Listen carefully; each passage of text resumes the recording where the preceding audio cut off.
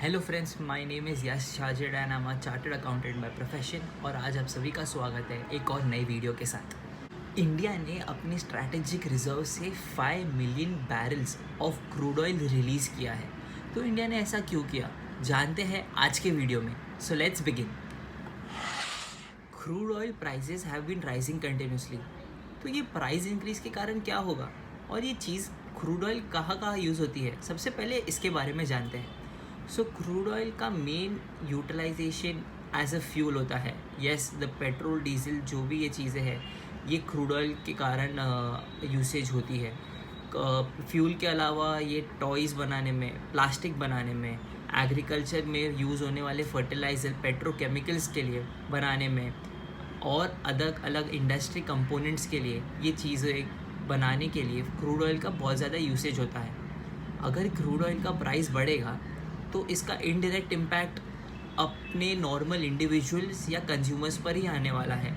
Crude oil का price बढ़ेगा, inflation बढ़ेगी, इनपुट कॉस्ट बढ़ेगी और ये फैक्टर्स सब मिलके इकोनॉमी के लिए सिवियर इम्प्लीकेशंस क्रिएट कर सकते हैं।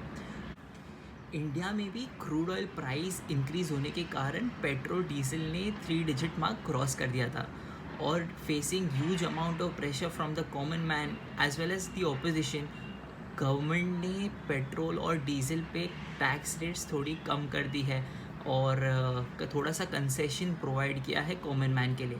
सिमिलर रिपरकशंस यूएसए में भी हो रहे थे और due to huge amount of pressure from the citizens of US, Mister Joe Biden जो यूएसए के प्रेसिडेंट है, उन्होंने अर्ज किया था ओपेक कंट्रीज़ को कि वो थोड़ा सप्लाई बढ़ा सकते हैं और क्रूड ऑयल प्राइस को थोड़ा कूल ऑफ कर सकते हैं। लेकिन ओपेक मेंबर्स कंट्रीज़ ने उनकी नहीं सुनी। तो ये ओपेक, अभी बात करते हैं सबसे पहले कि ओपेक मेंबर्स कौन होते हैं और फिर हम अपने जो मेन डिस्कशन पे है उस पे आएंगे। तो ओपेक मेंबर कंट्रीज़ बेसिकली वो कंट्रीज़ हैं जो ऑयल प्रोड्यूसिंग कंट्रीज़ है। इनका एक ऑर्गेनाइजेशन है जो सप्लाई और डिमांड को मीट करने के लिए और क्रूड ऑयल की सप्लाई को फैसिलिटेट करने के लिए अपना ऑर्गेनाइजेशन बनाया है और इसके मेन कंस्टिट्यूएंट कंट्रीज़ है Saudi Arabia, Iraq, Iran, Venezuela. So अभी आते हैं अपने मेन डिस्कशन पे। So after refusal of OPEC countries to listen to Joe Biden ji ने रिक्वेस्ट की थी oil consuming countries like India, China, South Korea as well as Japan को कि वो अपने स्ट्रैटेजिक रिजर्व से थोड़ा सा क्रूड ऑयल रिलीज़ कर दे, जिससे डिमांड मीटअप हो जाए और प्राइसेस थोड़ी सी स्टेबल हो जाए। और ये इनडायरेक्टली ओपेक कंट्रीज़ पे भी, जो ओपेक ऑर्गेनाइजेशन की कंट्रीज़ है उस पर भी इनडायरेक्टली एक प्रेशर बिल्डअप करता है कि they will have to increase the supply in order to meet the demand of other oil consuming countries.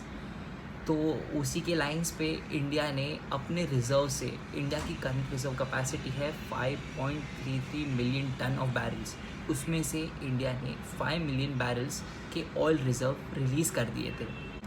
Crude oil prices को मेंटेन करना बहुत ज़्यादा इम्पॉर्टेंट है और अभी ये जो सर्कमस्टांसेस और इंसिडेंट्स हुए हैं उसके बाद हम क्या एक्सपेक्ट करते हैं। सो हो सकता है कि ओपेक की जो नेक्स्ट मीटिंग होगी that will be very critical और it will be very important to watch what will be the next step these OPEC countries would take. हो सकता है कि इन लोग सप्लाई को कम कर दे in order to retaliate against the increase और release of this reserves by other oil consuming countries. हो सकता है कि वो जो बाइडेन जी और अदर ऑयल कंज्यूमिंग कंट्रीज़ की बात सुन के सप्लाई को बढ़ा दे और ये डिमांड को मीटअप कर दे। Interestingly, after this announcement crude oil prices थोड़े से करेक्ट तो हुए हैं, लेकिन लास्ट फ्राइडे को crude oil prices were down by 10%।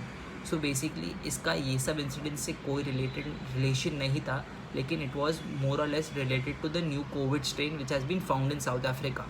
सो अब let's see what is the next step and repercussions which are going to take place in the coming months. So hopefully आप सभी को ये वीडियो अच्छा लगा और आई होप दैट आपको कुछ नई इंसाइट्स और नई चीज़ के बारे में सीखने का मौका मिला। आपको ये वीडियो अच्छा लगा तो please do like and subscribe Finlexicon. और कोई भी नए टॉपिक या कोई भी नए ऑब्जर्वेशन के बारे में आप देखते हैं या आपको जानना है तो please do comment in the comment section below. Bye. आज के लिए बस इतना ही। फिर से मिलेंगे हम एक नई वीडियो के साथ। Stay safe, stay happy. जय हिंद।